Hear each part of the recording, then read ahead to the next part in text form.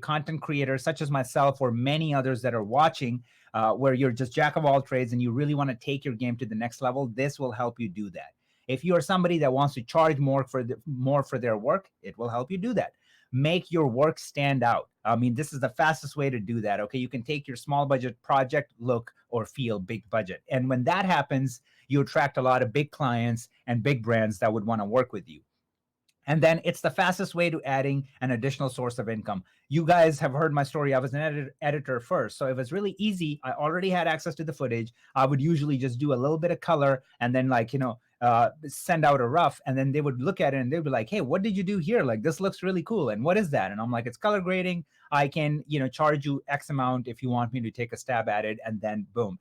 Next thing you know, here I am, like talking about color only. Now I barely edit. I edit my own projects, but majority of my clients are just like all color grading work related. So a little bit about me. I'm a colorist in LA. I run a virtual studio called the Post Village. You can look it up on Google. And mostly I do branded content, commercials, and music videos. Clients that I was lucky enough to work with are Toyota, Vizio, Honda, Chevrolet, P&G, Similac, some of the triple A-list brands out there. And I should update this because now there's so many more brands that I should add to this list. So a quick backstory about me, right? Like before we jump in, and that's going to be, I promise you, it's going to come back together and it's going to make sense and it's going to be helpful for you guys as well. So I went to school for digital film.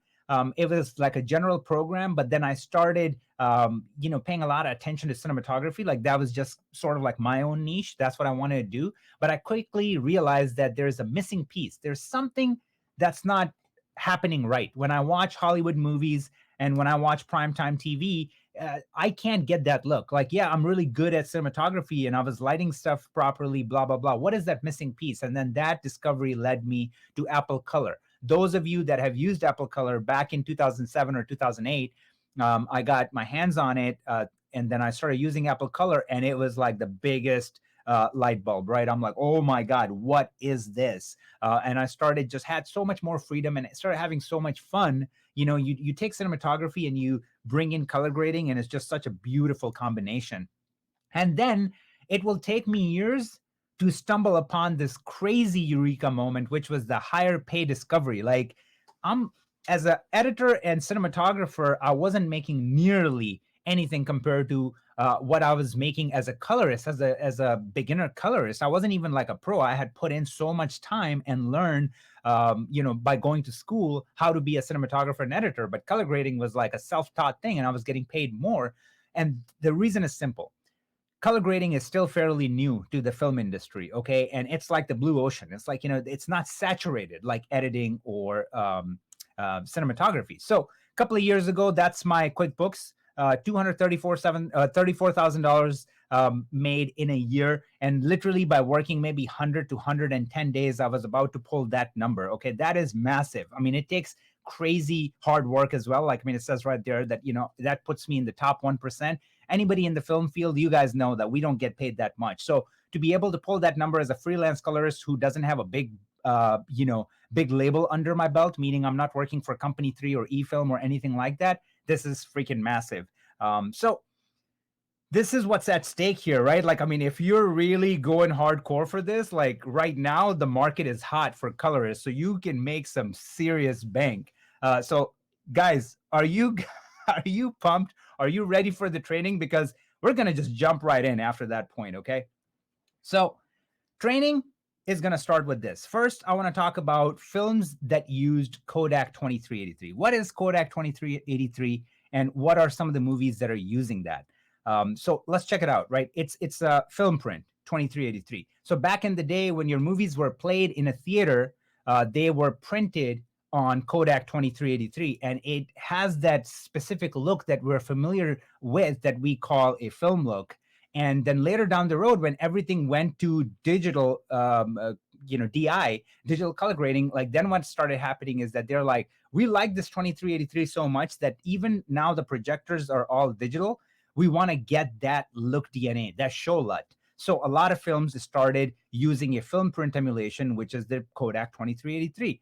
And This website is a pretty good resource if you guys want to check it out on your own. Is shotonwhat.com, and it gives you a lot of like technical data that's really hard to find anywhere else. So if we look at the movies that use Kodak 2383, here's a list.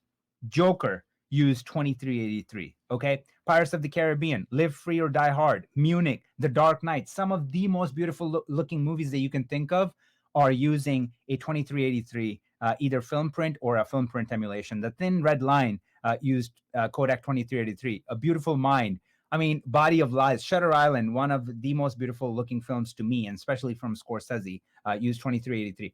Thor, Spider-Man 3, The Curious Case of Benjamin Button, Superman Returns, and then look at the pages. They just keep going. And probably this website doesn't have all the movies registered here, but still it has 28 pages of like movies that use Kodak 2383.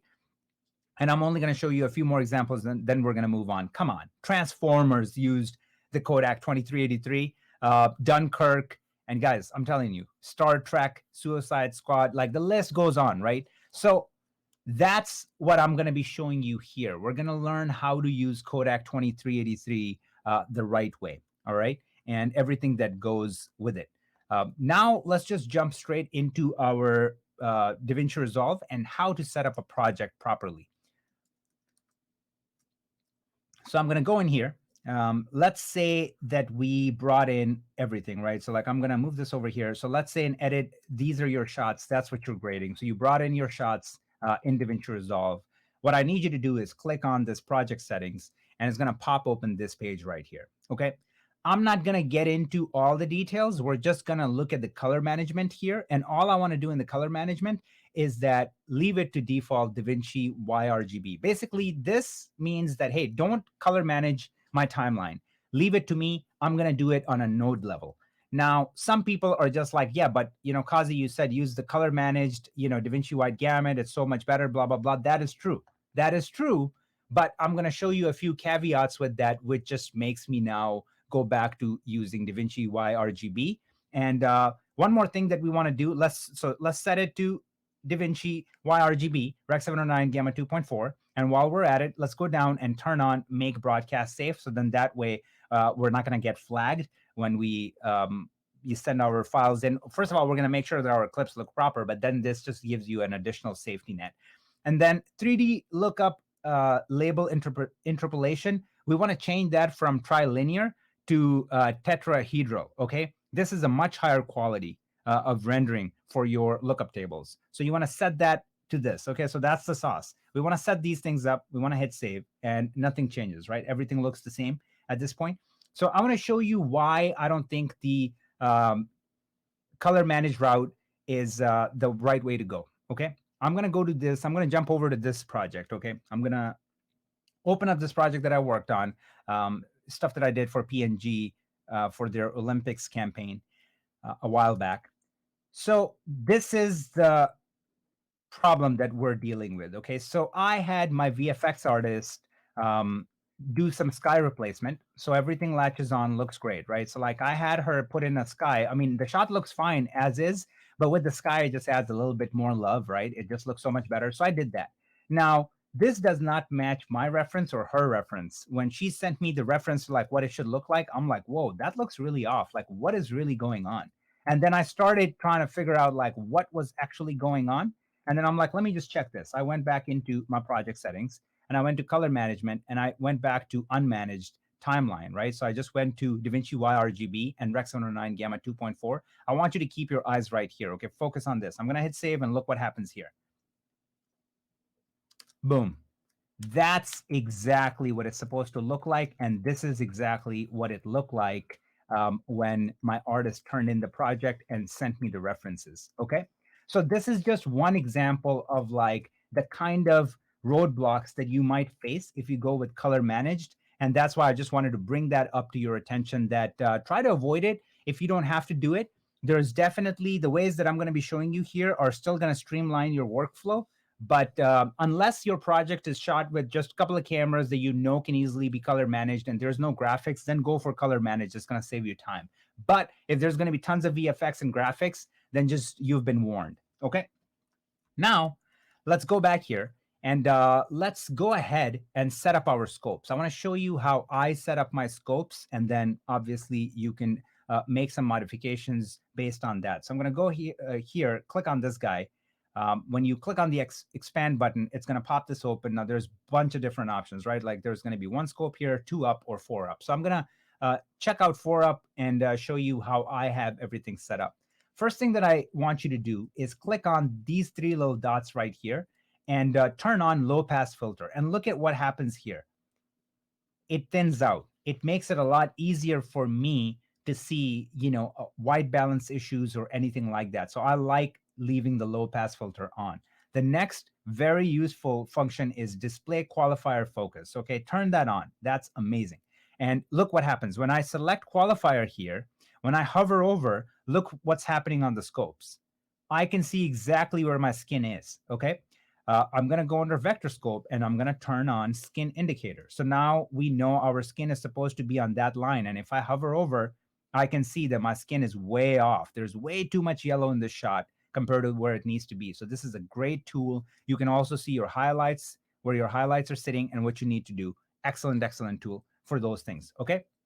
So now what I'm going to do after that, it's going to get a tiny bit confusing. So you're just going to, I'm giving you a heads up. Stick with me here. Okay. This is what I'm going to do. I'm going to click right here. I'm going to set that to HDR instead of like regular 10-bit, which is, this is what the Rec 709 scopes should look like. We're going to go here. We're going to set these to HDR. And I'm going to show you why I'm doing this. I'm going to click on this guy right here on my parades. And I'm going to go under here. And under my show reference levels, I'm going to set this to 200 for my low, 200 nits, because when you're working in HDR, everything is in nits. And then for my high, instead of 10,000 nits, I'm going to say set it to 600 nits. Why 600 nits? Because majority of your television sets out there right now, consumer TVs, can only give you a sustained 600 nits, okay? Consistent 600 nits. They might claim that they can go up to 1,000 or 1,200 nits, but it's a peak brightness compared to a consistent or sustained brightness. So 600 is the number that you got to keep in mind. Then look at what happens here in this area right here. As soon as I hit show reference levels, boom, I got these two lines, one at a 200 nit mark and the other one at a 600 nit mark.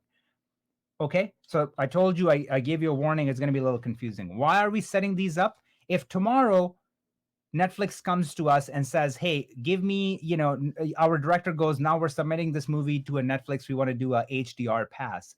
You're going to need these parameters to kind of know that you want to keep your skin under the 200 mark. You want to keep your highlights right around 600 mark, because that's where it's going to be optimized for majority of the TVs out there right now. Okay. But the beautiful thing with these lines is that once I create that, even if I go back to SDR, these lines are there. So the way I'm going to set up this node tree, it's going to help us, kill two birds with one stone. So we're going to grade in SDR, but we're going to be basically HDR ready. Okay. So that's where these lines are very important. So like I told you, it's going to be a little bit of a twisty thing, but now that we got that out of the way, we're ready to go with scopes. Okay. So our scopes, we're good to go. What's the next step?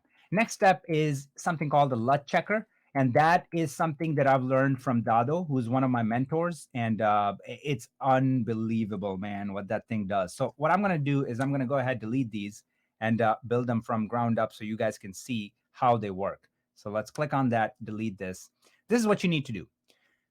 LUT checker is all about how it sounds. LUT checker, like we need to make sure how good this LUT is. And this is extremely important for people that just are, crazy LUT buyers. They're buying LUTs from anybody and everybody. Like, they just go on Instagram and every influencer is selling LUTs and they're like, I want to buy that.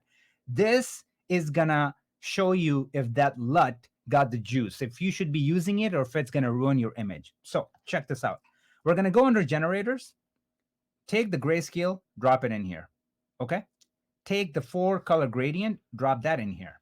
So as of now, they're just generators. We have to take these and turn them into clips, which you do that by creating a compound clip. So I'm going to create a compound clip there. I'm going to create a compound clip for my 4-color gradient. Now we got these, right? Now let's go to the color page. Nothing is happening. Everything is the same. Let's pop our scopes open again. So now we're looking at our scopes, and this is what everything looks like, right? What I'm going to do is go under my LUT, and LUTs, and I'm going to go under film looks, and I'm going to come down to the 2383, the D60 flavor that we're going to be using. And I'm going to take that, double click on it, and now I applied that LUT. So as soon as I apply that LUT, look at what happens to my scope. Look at that S curve. You see that gentle, such a nice, beautiful, like soft film-like S curve. That's the beauty of the 2383. And look how good this LUT is. Like just by looking at that, you can tell that there's no weird things going on. It's super clean. We can also see that it has some warm tones in the highlights, which people love. And we can attest to that by looking at our histogram. Like, see, there's red, and then the subtraction of like blue right here, and then the green in the middle. That's what's creating that yellow, that warm highlights. Okay, so we can attest to that here. Now, we can click right here and middle click to copy over the LUT, and you can see what's going on over here. So as soon as I apply the LUT to this image, all you need to focus on is your vector scope. So let's make it really simple, right?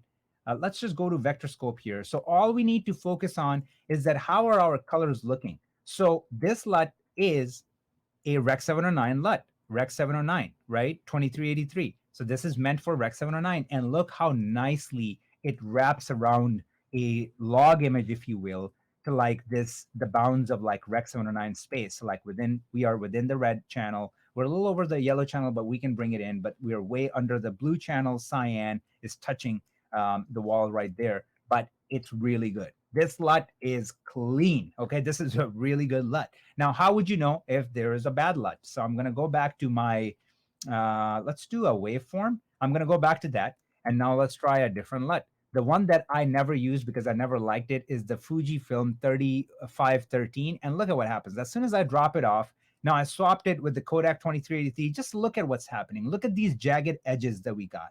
And what is this? This is how you know that this LUT is gonna break your image. Okay, this is gonna ruin your image, absolutely. Now let's try that LUT here, and I'm gonna go back into my vector scope. So in terms of the color space that it's covering, not bad. So that's good. So now I'm just gonna go back and apply the 2383, and I'm gonna apply 2383 here, and let's just do a 4 up again, and that's what we're looking at. Let's change that to parade. Okay, now the problem that we have here, because it is a Rec 709 LUT, is that tomorrow, if you're switching your project to HDR, this is not really going to cut it because it's not really taking advantage of like all the information that you need. Okay, and then that's where. So limitations, we talked about the limitations with the Rec 709 LUT. Now some alternative options is going to be this. So keep your eyes right here. I'm going to do this. I'm going to create a new node. And in here, I'm going to go and use Dado's Look Designer, which is a plugin for Color Lab. And this is what I'm going to do. I'm going to turn this off. I'm going to go here, and I'm going to scroll all the way down. I'm going to go under Film Stock, and I'm going to choose 2383. So now I'm using the same LUT, but through his plugin compared to a Rec 709 version. And look at how wide this is. Look at this. It is expanding that entire image for basically ready to go for ACES, for RE wide gamut, for Rec 2020, for Netflix P3, D65, SD 2084. It is ready to go compared to, once again, keep your eyes right here. If I go back to the Rec 709 version of that LUT, look how constrained this is, right? Like this is all we're getting. So that's something that I wanted to bring up to you guys to just be aware. But if we didn't have a LUT checker, we wouldn't be able to tell these things apart, right? And it all starts right here, guys. Like you have to have a pretty strong foundation to grade like a pro, okay? So now that this section is out of the way, so one more thing, we're going to be using printer lights for doing our primaries. And why are we using printer lights? And I want to tell you why that's important. So let's go back and pop this open, right? So one of the biggest mistakes rookies make or beginner colorists make is that they will apply a LUT, and then on top of it, they would treat that LUT as just a regular preset, and then they'll do qualifier, push and pull, and all the things. You can't do that. If you're going to go the LUT route, you have to be very respectful of like what the LUT is doing, because the LUT is not doing just one thing. It's manipulating your image on many levels. Like look at all the push and pull that's happening here. So now it's not as easy as like, oh, I'm going to drop on the LUT and then I'm going to, do all the push and pull of my image. So instead, I recommend using printer lights. Okay. So if we go back to our footage right here, and I'm going to do, let's do a 2-up, and let's keep that down here. So this is what's going to happen. Go under color and click on printer light hotkeys. You have to turn it on. It's by default turned off. So you got to turn it on. As soon as you turn it on, nothing happens. But if you hover over down here under full printer light, you will see that your numeric keypad is equipped with using printer lights. Okay. So if you hit 7, you're adding red. If you hit 4, you're subtracting red. If you're hitting 8, you're adding green, 5 minus green. Okay. That kind of thing. So why are we using printer lights, for our primaries with our LUT? Because look at what happens. I'm going to go right here. I'm going to go under my parade. So this is where our image is sitting right now. Okay. These are my printer lights. The offsets are my printer lights. So here, when I say subtract red, look at what's happening to my red channel. Okay. Subtract red and look at what's happening to my red channel. The whole channel is moving up and down, right? So I go in here now. I'm going to use my numeric keys on my keypad, but I'm going to spell them out so you guys know what I'm doing. I go take my red, I pull it down, the whole red channel comes down. Okay. And now if I go, all right, raise my green, I'm raising my entire green channel up instead of like twisting and turning, my parameters by using lift gamma gain. And that's, like I said, it's very good. Not to mention that it's great because it turns into like this mathematical equation where you're just like, okay, now when I'm doing shot matching, I'm going, I added 2 red and subtract 1 yellow. I can do the same to my next shot and then see if it needs anything else. So it's very like linear instead of like, okay, my lift is going here and my gamma is going here. And now next shot is going to need something completely different. Okay. So this can shave off some major, major time when you're especially doing balancing your images, which is the first pass, which is like the base grade when you work on a project. So now let's jump in and create a non-destructive, or what I call a future-proof node tree. Once again, this is something that you have not seen before, I promise you. And the reason why we're going to set it up this way is because we're future-proofing ourselves. So 3 years down the road, when somebody comes to us and they want a different version, an HDR pass of that grade or something like that, we don't have to regrade the entire thing. Okay. So let's go ahead and build out our node tree. So I'm going to buy ourselves some real estate. I'm going to do this. I'm going to hide that. And this node tree, I believe, is going to be, we're only going to have, I want to say 6 or 7 nodes. So let's see. I'm going to bring this down. And the first node is going to be my CST, color space transform. Okay. My second node is going to be my primary A. And then the third node is going to be primary B. And don't get confused. I'm going to explain everything. And then this is going to be CST again. This right here is going to be my show LUT. That right here is going to be my HSL curves. And then this is going to be my Netflix trim. Okay. So this could be Netflix or HDR trim, right? So I'm going to put that down here. I'm going to take these two. I'm going to move them down here. I'm going to take my CST. I'm going to put it down here. Like you guys know how I organize my node trees. Like this way, like just visually, it makes a lot more sense. Okay. So the first thing that I'm going to do is I'm going to go in my color space transform. This is, you guys have seen, usually people do this, right? So they're like, all right, this footage is from RE Alexa, so we want to convert it to Rec 709. So they go here, they, drop on color space transform. They say, hey, input color space was Alexa. Gamma was Alexa, log C. Boom, you got your Rec 709. Look at the scopes. It looks great. Let's move on. It's perfect. It's not perfect. It's actually quite detrimental because once you convert it on your upstream to Rec 709, every single change that you make afterwards is all done in Rec 709. You never want to do that because you just took a 15 stops of dynamic range image, which is Alexa, and reduced it to 6 stops. Now you are constrained to that 6 stop. Even with a 32-bit float, which is resolved, meaning you can do something here and you can make up for it later down the road, you just threw off the entire color grading process by restricting yourself to 6 stops. That's what SDR is compared to RE wide gamut, which is 15 stops of dynamic range. And we can attest to that by going here and looking at this chart from Ari's website. This is from their website, right? So the blue thing that you see here is Rec 709, that triangle, super, super small color space, right?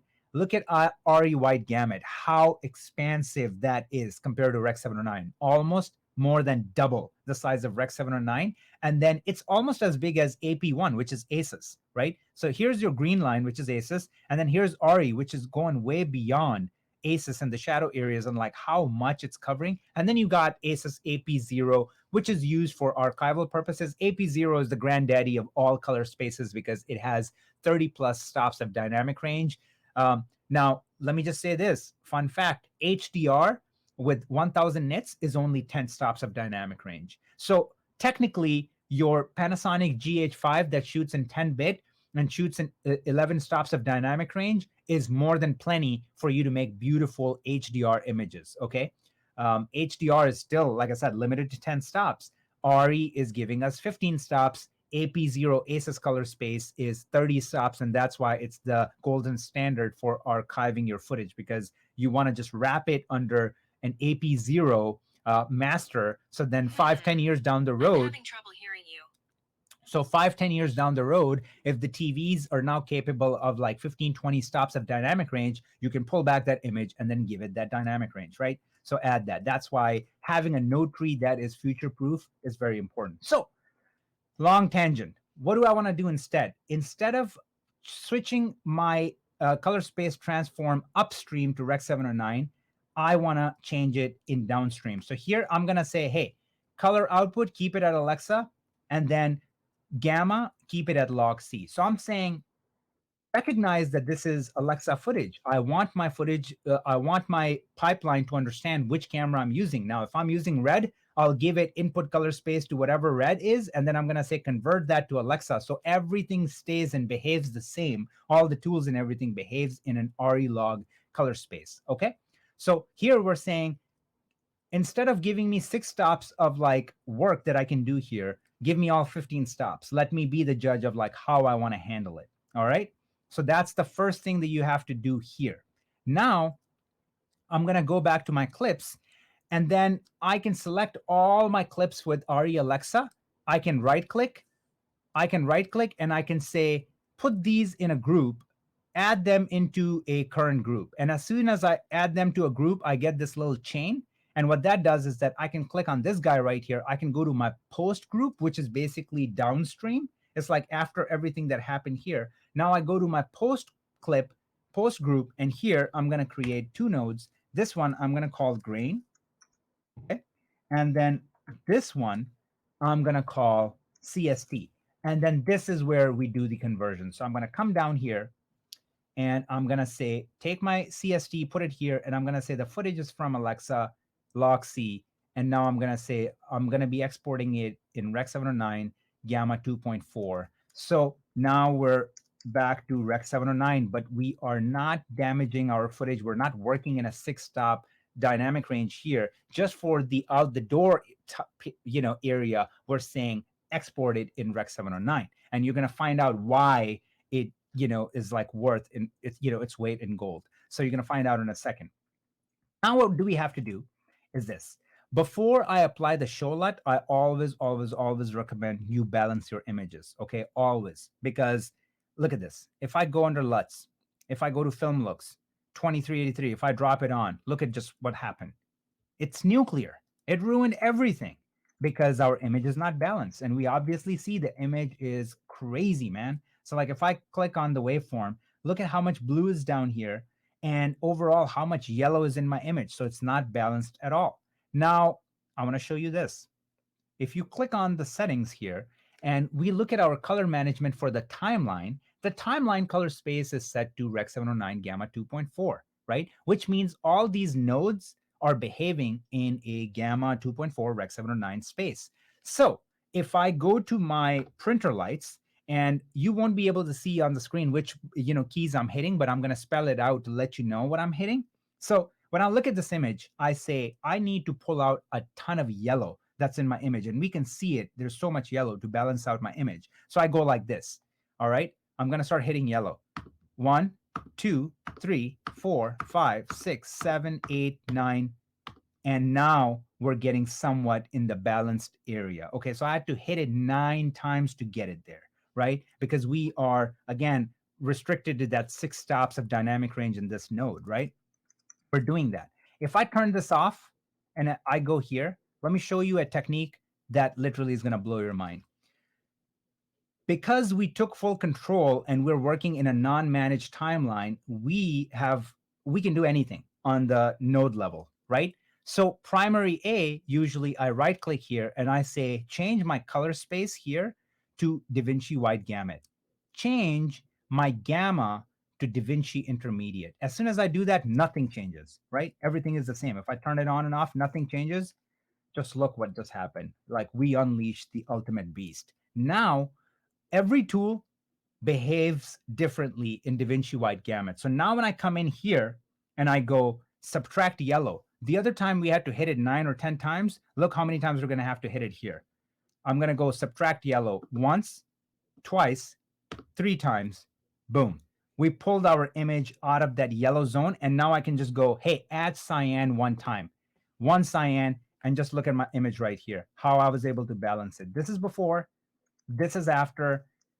3 strokes, guys. And this is the kind of thing that you have to do to shave time off and make changes in a way that you can't even do otherwise.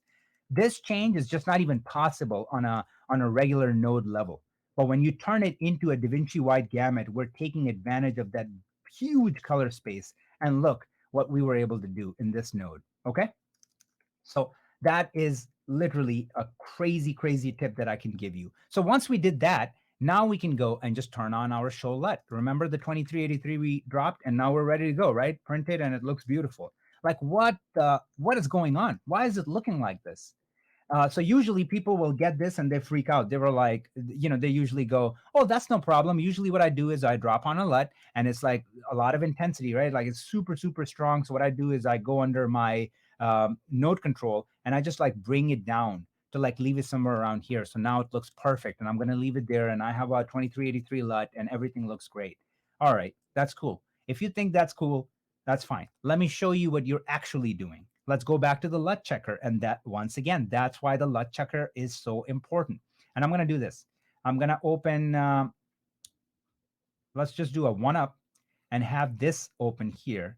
And now what we want to do is, let's just say we're doing the same thing. If we were to reduce the intensity, it's not the same as, keeping the look DNA. And I'll show you why. You look at the scopes. Let's say we do the same thing the amateur way, and we just go under our gain and we reduce the intensity to 0.29 or something like that. And we go, see, I still have the LUT and I just, brought down the intensity. It's not the same. Look what you just did.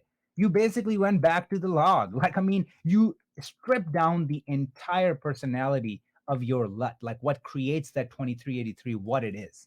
And look how detrimental it is if we apply it to this clip and then we go and look at our waveform. Look at, we went from, if I undo this, from this beautiful film-like S-curve to something like that, which is not the same at all. Okay. And that's why I am against just dropping the intensity, because it's not the same thing. So instead, what you want to do is, why does it look like that? Why is this LUT so strong and it does this? It's because in DaVinci, these LUTs were created to work with film, actual film that comes in, after being developed. Usually you will have to do a film scan convert, right, to Rec 709. So you will perform a film scan to Rec 709 conversion, and then everything looks proper. Well, these LUTs, even with the digital footage, require the same process. But this time, we can drop a color space transform. We can leave everything as is. Under our gamma, we can hit C and go down and find the Cineon film log. That is basically AKA the film scan conversion. And as soon as we do that, boom, look at the scopes.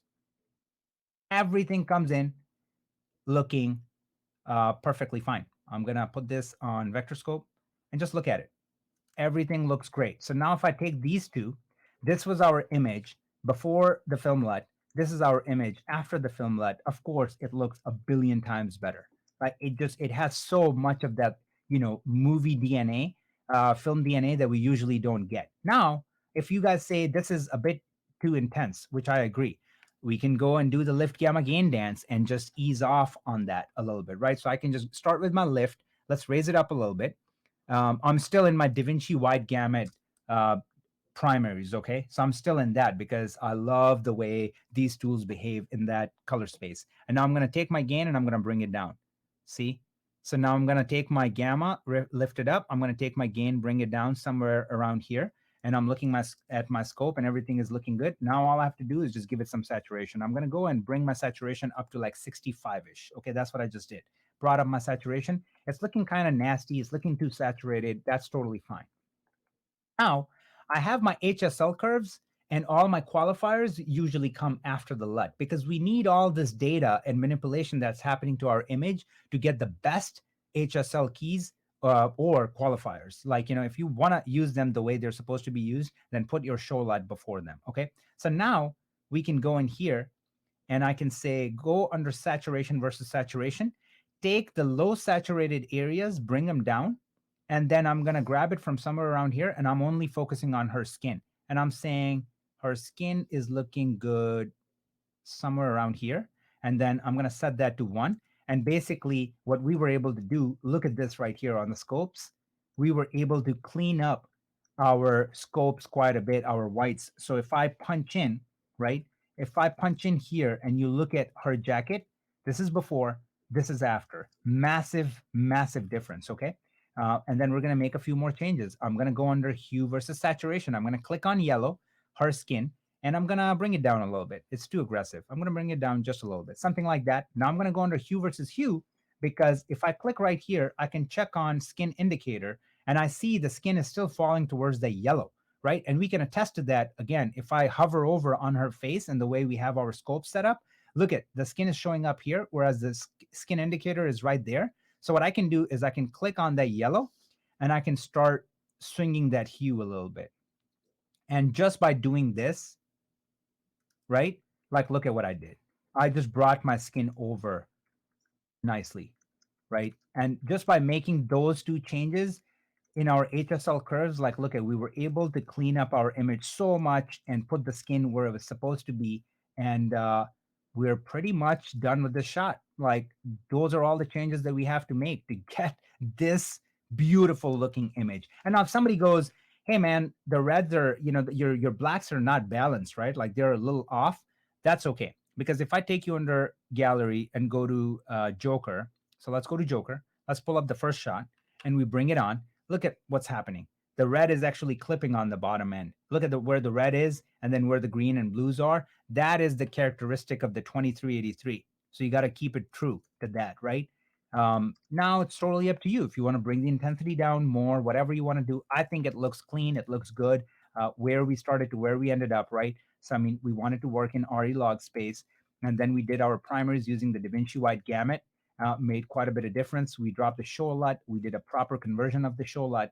And then we went and cleaned up our HSL. And now we can just go to this clip, middle click, bring all our changes to that clip, right? And obviously the color temperature is off because this didn't need that much work on a color temperature level. So I'm going to reset that. Still going to bring the saturation up. So I'm going to take the saturation and I'm going to bring it up to 65-ish, and it feels and looks nuclear, which is totally fine for now. So all I got to do is the same lift gamma gain dance. I'm going to take my lift, I'm going to raise it up, I'm going to take my gain, I'm going to bring it down, I'm going to take my gamma up, gain down, and now it's looking really nice. It has like that Sicario sort of like feel going, it's looking really nice. I can come into my HSL curves, and now the opposite is happening. My skin is a little bit too on the magenta red side. You see it right here, and if I hover over, you got to make sure that you're under qualifier, or else you're not going to get that on your scopes. So under qualifier, if I hover over, look what's happening to the skin. It's a little bit to the red side. So now we have to make that adjustment, right? So I can do a couple of things. I can go back into the yellow point in hue versus hue. And now this time I'm going to swing it to the other side. And now my skin is yellow, looking really nice. But you know what? I want to take my red points and bring it down a little bit because I feel like the skin is like a little too distracting, right? So if I put it somewhere around here, it looks way more filmic. It looks really nice. Now I want to take my cyan. I want to crank it up. I want to add a lot of saturation, which is adding saturation in the back right here to create that separation in my image. I'm going to do the same thing with my blue channels. I'm going to take the blue. I'm going to crank it quite a bit. And once again, it's adding that color contrast between the whites. So we cleaned up our whites, right? By using bringing the yellows down. So like, look how much it cleans up the yellows, and then it pops up the blues, separates the skin, puts it where it's supposed to be, and we are pretty much done with this shot, right? Now, let's do this. So say we absolutely killed it. You know, they put out a short film on Vimeo. It was Vimeo's best, and now they want to put it in for Netflix. Like they want to submit it to Netflix. They want to just go big. So how can we do an HDR trim? Like usually if you would have set your CST to Rec 709, you had to regrade the whole thing, because if it's set to Rec 709 and I go here and I change it to P3 D65 for Netflix configurations, it's going to throw all my keys, all my qualifiers, every single thing. Okay. But remember the way we set up our project and how all these are sitting in a group. So we can click here, go under post group easily. And in here, now I go and do this, right? So I go here, I go, hey, what does Netflix want? So I go here and I get, I'm reading P3 D65 PQ SD 2084. That's, at 1000. That's the specs. That's how they want their projects delivered in a P3 color space. So I go, okay, no problem. One, obviously always save this timeline, create a new one called HDR, but let's just say that we did that. Let's just say we did that. So I'm going to come in here. I'm going to say, hey, give me P3 color space, P3 D65, and here, give me SD 1000. SD 2084 1000. Boom, done. Set up. And you probably go, well, dude, this looks like crap. You need to have an HDR monitor to see if it looks proper. But we can check it here to see if it looks proper by clicking on these guys and then turning on our HDR scopes. As soon as I turn on my HDR scopes, just look at what is happening. Magic is happening. So this is 1000 nits. We are way under 1000 nits. Remember that we set our reference levels to 200, and then here we set this to 600.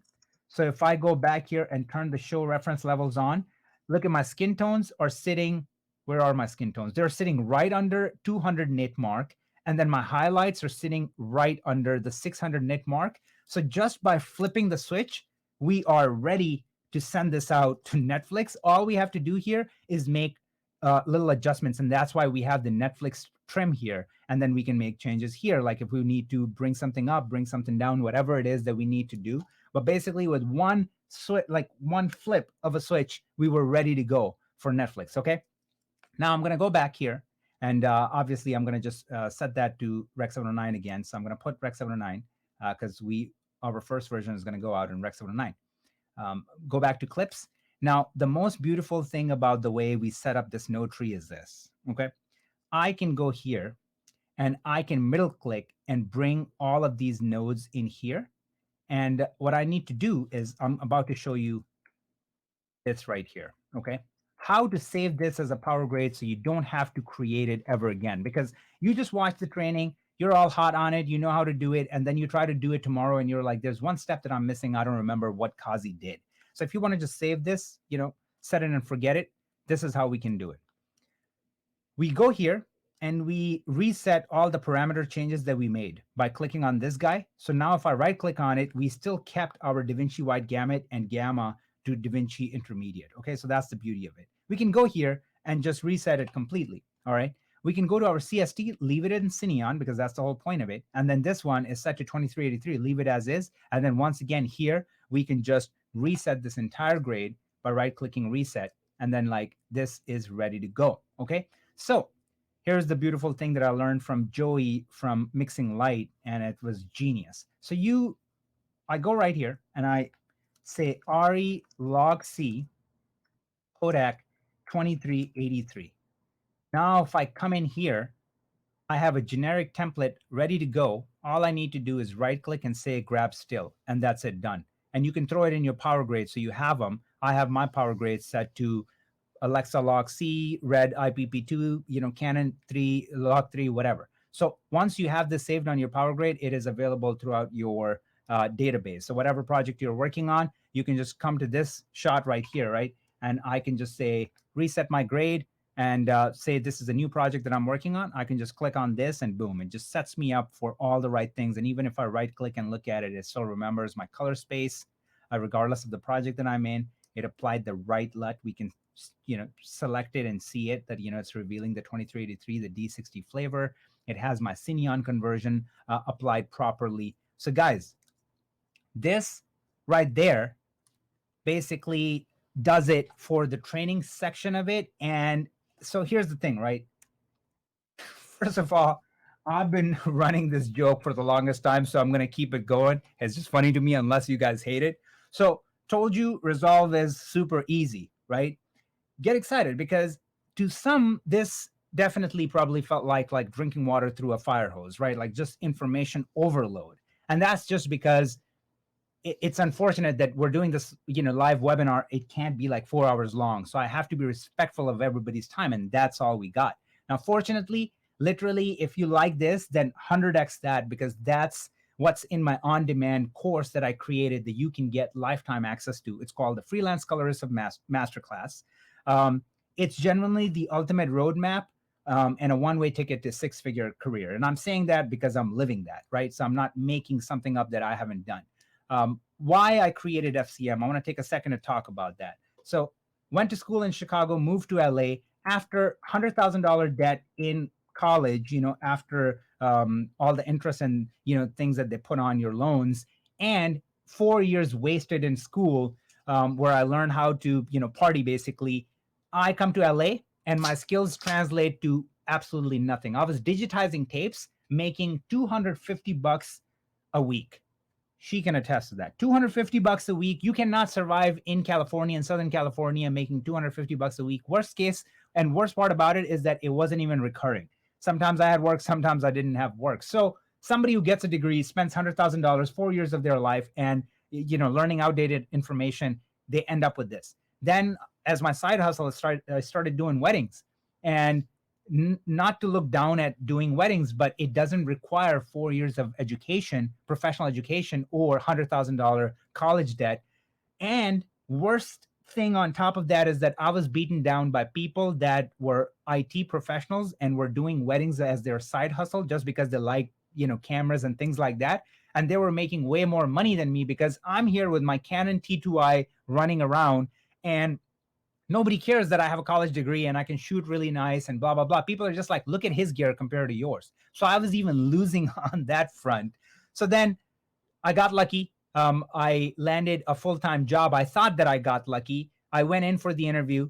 They pretty much figured out that I was, fresh out of college. So the initial position was for $60,000, but I got the job for 48. They basically negotiated me down to 48 grand. Now, after you do your taxes, you are left with a little under $30,000. And once again, I cannot stress enough that you cannot live off of $30,000 if you're living in Southern California. Okay, it doesn't matter how frugal you are. So I got to a point where I got super sick and tired of it. Talked to my wife and just told her that, hey, I can't do this anymore. She's like, quit. Like, you shouldn't be doing anything that you don't want to do. And that was like, I do want to thank her for that, because that was massive. That's something that, a luxury that a lot of people don't have, because we had payments, all that stuff. So I write an email where I basically tell my boss all the things that were bothering me, and also told him a little bit about himself. So you guys expected right. I got fired. So years later, I'm basically starting out from the bottom. Okay. Freelancing at the time was up, tons of ups and downs. I'm doing Craigslist jobs. I'm getting paid $100 for this gig here, $50 for that gig there. Some people are not paying me for weeks at a time. I don't have the money to hire a lawyer and get my money, all that stuff. Some of you are probably familiar with what I'm saying. So I got to a point that I wanted to go back to IT school, because before I went to film school, I was getting my bachelor's in network communications. So I got on the call with my brother and I said, bro, you know what? This is not working out. I want to go back to school, finish my degree in network engineering, and just get a regular job. He talked me out of it. So again, he's another guy that I am very thankful to. So once I basically got off the phone with my brother, I'm just like, all right, I'm going to put my head down. I'm going to concentrate. I'm going to learn. I'm going to practice. I'm going to execute. I really gave it my one last try and went hard. Look at my shirt. Analyze practice and execute. So, I mean, I basically did that. And then it got to a point where I pretty much was in the right swing. Like I was working on projects to a point where I'm turning down 6-figure full-time gigs. And it's just because I feel like I had, found my calling, not to mention that everybody that freelances, you guys know that there is this, we're junkies, right? Like we're adrenaline junkies. Like there's this rush that you get from when you get an email and you land that gig, and there's something really cool about it. So I'm like, no, I'm not taking a 6-figure job. I'm going to just run with it. And then eventually started my company, was lucky enough to work with big brands. Like I said, I should update this list because now there's so many more: Hyundai, Alfa Romeo, Dodge, Chevrolet, Lexus, like just work with so many big brands. And the reason why I bring that up, right? The reason why I shared my long backstory, to let you know that I've been there. Like it wasn't just given to me. Okay. I didn't have a super rich dad that was just like, I'll give you $80,000, get yourself an Alexa Mini and go make movies. That's not what happened. I had to start from the bottom. And based on that, I guarantee you that what you will learn in this training, in this masterclass, will dramatically improve your career. Because anybody that knows me, you guys know I don't like the fluff. I'm a practitioner. I just want to give you that's going to work for you right away. Okay. So here's the layout for the masterclass. And anybody that's into color grading or knows a little bit about film production, just by looking at that, you can already see how practical this entire layout is and this class is. So we're starting with conform, which is basically a process where you bring footage in and out of Resolve. So majority of your projects, you're going to be working in Premiere Pro or Final Cut 10 or your clients.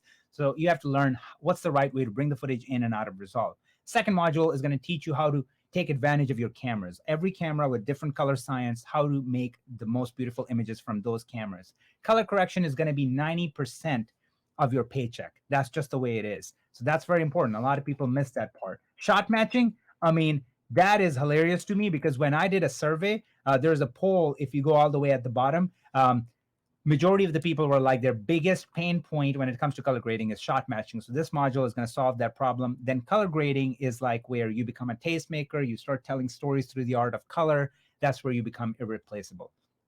Studio module is a big one. I mean, if you guys know me a little bit and if you've been on my Instagram and my YouTube videos, like you know that I'm insane, I'm crazy, obsessed with like just, all the cool toys. But this module, I'm breaking it down for people that don't have a lot of money. What's the best, bang for your buck? People that have a little bit of money, and then people where money's no object. And then this is the bread and butter for this masterclass, which is the freelance module. Like, I want to get you results more than like the hard skills, like how to do this and that. I want to show you the road, how to actually land your next gig and start making money. I'm not holding anything back here. Like I'm going to be showing you my invoices, a lot of things, everything is covered here. Then we have a bonus module. Anytime I come across like one-off things that are just really cool and beneficial to me, I throw them in here. One of my favorite sections because it has like a lot of cool things. I mean, you can see it here, right? So there's a gamma shift problem that everybody faces. The answers are here, best export settings, things like that. YouTube module, all my heavy hitters on YouTube. If I can have access to the log footage, I usually bring in those projects, give you guys the practice footage to mess around with and just have fun. And then professional work, this is one of the things that really sets this masterclass apart because I don't know any other masterclass out there that does that, not only just in the realm of color grading, but just in general. Here, I'm basically taking actual broadcast commercials and music videos that are out there. And these people are cool enough to give me access to use their footage for training purposes. So you get access to the training files, you get access to the project file, you really get to see what was going through my head when I was working on these projects. And then these literally could be their own modules. I'm not even joking. So we have DaVinci Resolve 17, what's new, 10 tips, but I'm just calling them sections. And this training that you just watched, people that own my masterclass are going to get access to this training, and it's going to be called Secrets to Getting the Film Look, and then it's going to be, broken down in sections just like here. So you guys are going to get access to this. I should update this. It's way over 25 hours of content now, but I still have this whole slide, so I suck. And then it's not 150 plus videos anymore. It's 211 plus training videos now on demand that you have lifetime access to. So if we just look at what's inside FCM, I just showed you 10 modules. Think of each module as a boot camp, 2-day boot camp, because you go to on-site boot camps. They're usually like color grading commercials, and then that's the boot camp.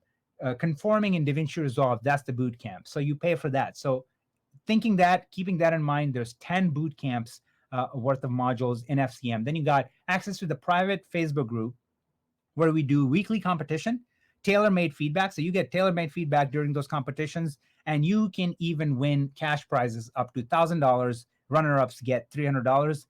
Networking opportunities are just next level because the course is so expensive that the only people that join FCM are the cream of the crop. They're serious filmmakers. So you're literally one opportunity, one connection away from changing the trajectory of your life. I promise you. Discounts so far, we have Film Convert and DaVinci Resolve studio version on board. I'm trying to partner up with tons of other companies, again, in the realm of color grading. So that is happening soon. It's very exciting. Meet Brian. He is the champion from the season 2 of FCM. And what was funny is that at the time we weren't doing cash prizes. So I was going to give people the panel because I'm like, I don't want to give you $1,000 that you can, just waste on a vacation or something. I want this money to go toward your career. So Brian took a picture and sent it to me, and he's like, bro, I already own the panel. And then I'm like, you know what, dude, F it. Like, I'll just give you the money. So that's where the $1,000 cash prize came from. But just look at his results. Okay, so this is his look recreation for Ford versus Ferrari down here. This is his look recreation for Joker. And this is shot on Panasonic GH5. And look at the kind of image that he was able to create to get the Joker look. This is from Red's website. It's just their stock footage, but he went for the Mad Max look, and look what he did. So talent is out of control in FCM. So at this point, you guys are probably wondering, how much does it cost? How do I sign up? And before we get there, just give me a minute, okay? Why join FCM? Let's talk about that. So what's different? Why you should join it? So today's standards, good is just not good enough. We all know that. Like, the market is very saturated. Learning by trial and error will cost you time and valuable clients. Like, I know too many 22-year-olds that are killing the game. And when I look at them, I'm like, oh man, I was so stupid. I wish I did what they're doing, because they're going for these accelerated courses and like really shaving off years, from trial and error and actually just making things happen. College education is outdated, impractical, and it comes with unforgivable debt and 4 whole years of your life. I mean, you heard my story. And then full-time job with an entry-level salary will leave you disappointed in the end. You also heard that, right? $29,000 a year. Like, come on. Even a 6-figure job will mean saying goodbye to your freedom.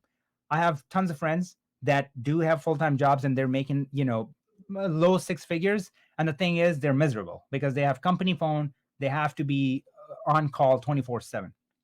Or you can take a shortcut by following someone who's a practitioner and instantly change the trajectory of your life. Like, I mean, that like I said, I literally only put out stuff that I know works for me and can work for you. Get your freedom back, work on projects that you want to, then you need to. Okay, there's a big difference on that. Like right now, my direction, I'm doing a lot of music videos compared to like branded content, because branded content is cool, music videos are cooler. So I have that flexibility. I can do that. Make more money and enjoy your life. When you get to work on things that you like, of course, you're going to enjoy your life.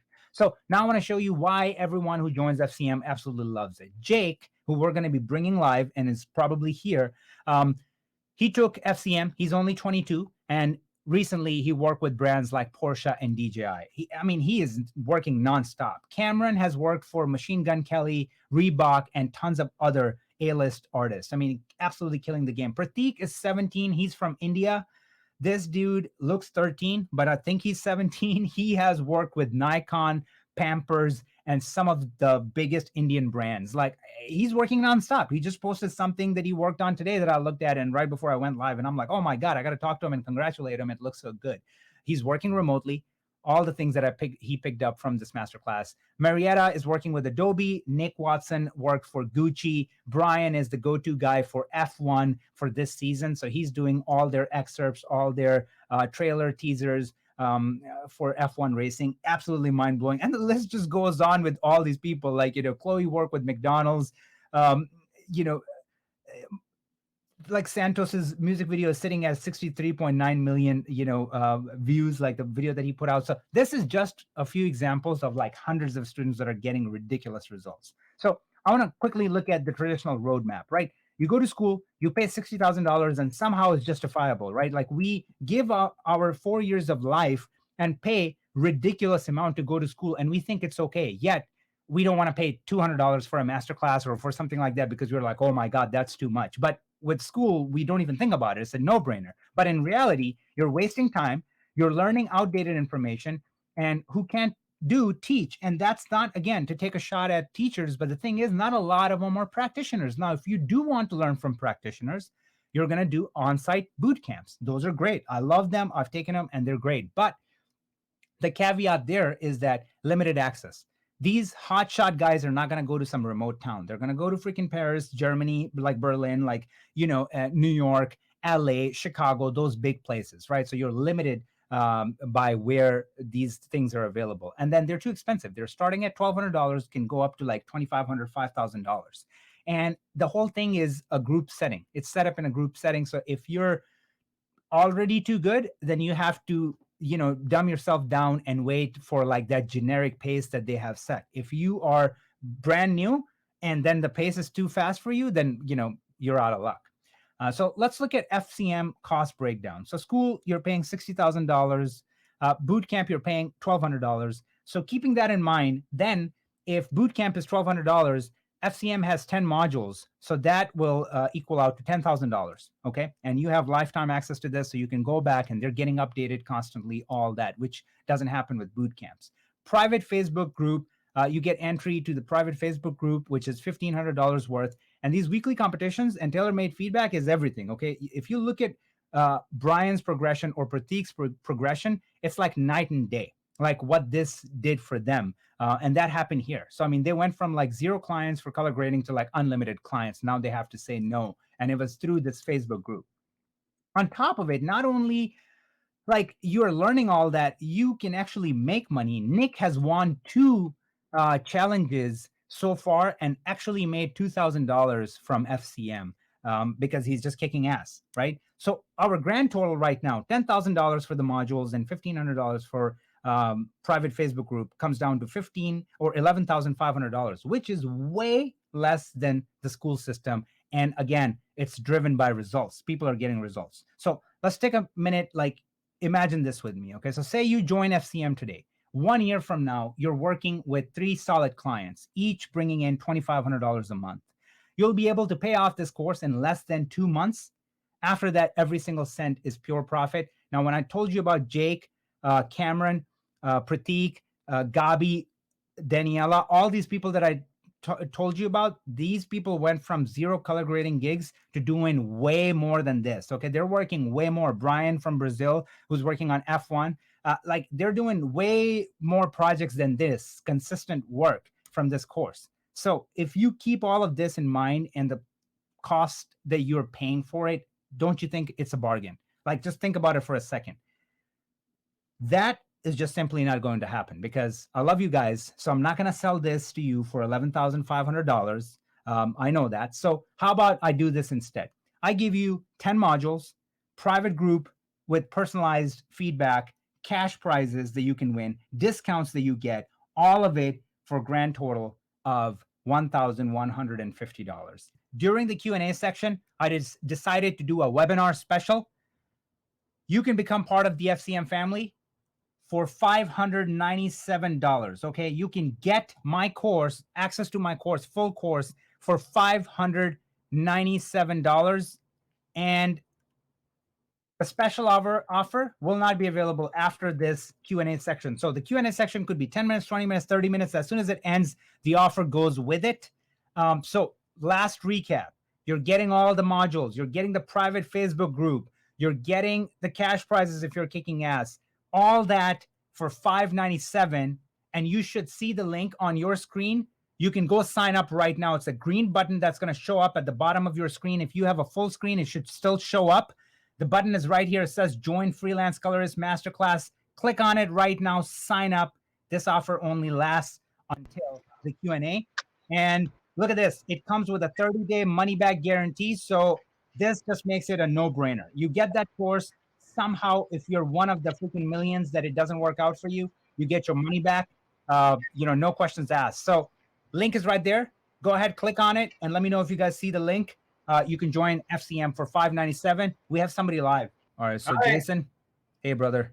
Hey, thank you very much. Appreciate it a lot. I started right at the beginning of your stream, so I've been awesome. following you for a little while on YouTube there, and learned about your contest, and this is awesome.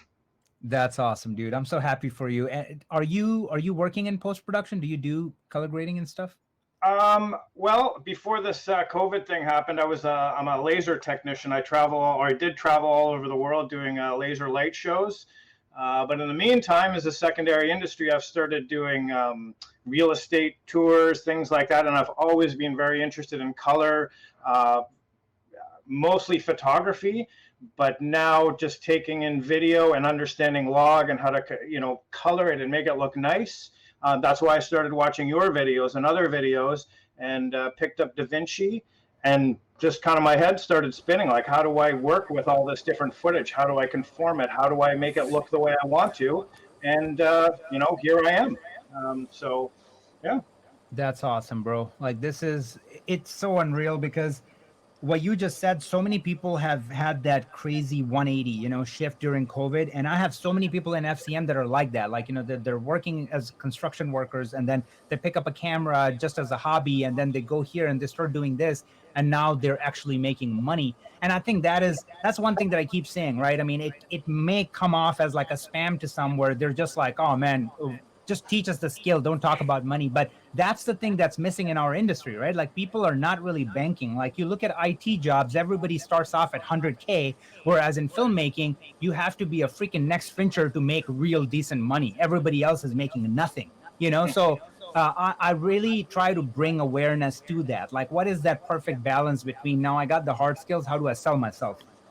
So you're going to have a blast. You're going to enjoy it a lot.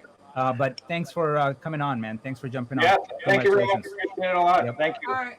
Guys, I do want to show you guys this. I just clicked on the Join Freelance Colorist Masterclass. And then once you click on it, I want to show you this on the screen. When you open this up, you get this. Okay, so actual price, like you saw, $9.97. Now you can get it for $5.97. And then you have a payment plan. So you can do 3 payments right there. And then obviously you can go through and like really just do your due diligence, read everybody else's experience, and like what is really included in the course. We also didn't do that either. Testimonials, totally forgot. So that's one thing that you guys want to probably keep in mind if you want to join the course. So we're going to go here, and I'm going to play what everybody who joined FCM, like they're saying. They put together this reel, or I put together this reel, but they gave me the footage. So I want to play this for you guys. What is up? My name is Josh, and I'm a filmmaker in Utah. Fala, galera. Meu nome é Brian Marçal. Sou colorista e editor aqui no Brasil. Hi, my name is Daniel Geyer. I am a director and producer. Hey guys, my name is Joel Black, and I'm a filmmaker and colorist from Australia. I'm pretty sure that everybody has that dream of being their own boss and going full-time freelance. This course is going to help you do that. Algo que eu sempre busquei fazer foi sobre como melhorar o nível das minhas produções através do uso das cores. Mas até então não existia treinamento específico para isso. The best thing about this course is that it just is the only way to not spend years reading manuals and trial and erroring it and getting bad advice. It's the only way to not go and spend $50,000 a year at film school, which, by the way, I've also done that. Qazi's freelance colorist master course is something that I feel that anyone at any level can gain something from. I personally was able to quit my job and go full-time freelance. And I know that Qazi's course was one of the things that helped me do that, because I had the confidence and I had the skills. Até então que eu conheci o Qazi, ele me apresentou o FCM, e de lá para cá minha vida mudou da água pro vinho. The good thing about the course is that all that stuff is there. Like, I reference it all the time. Every month I'm going back in there being like, wait, what was that one thing that he said? There's loads of information on the internet, but I haven't come across anything quite like Qazi's course. The one thing that makes this class extremely special is that Qazi is truly invested into it, and he wants to help us. He wants to give all of his knowledge away, and he wants to really raise the filmmaking community. O que você está esperando para garantir já a sua vaga no FCM? Garanto que você não vai se arrepender. I love Brian. So literally, like, if you guys are watching, so thankful. Josh, Brian, everybody, Joel, you guys are insane, because this means a lot. And they went all out. I mean, they edited, whole like tiny pieces, and then sent me those videos, and then I put them together. But yeah, thank you guys very much. What's up? What's going on, brother? Oh my God. Can you hear me? Yeah, Is I my can mic hear you. muted? It's great. So like Awesome. now there's no echo. We're good. Oh, dude, can you tell that I wasn't ready for this video? Barely, man. Oh Congratulations, my dude. God. This is Thank you so awesome. much. Thank So, you. Oh, this is insane. This so is brother, so tell me a little insane. bit about yourself. I'm from New York. I live here in the Bronx. I'm a photographer and videographer. And like recently I started working with this charity, this not for profit company. They're like, teaching kids how to be like more positive, how to like, create goals for themselves in the future and stuff. So like I started doing their video work for them.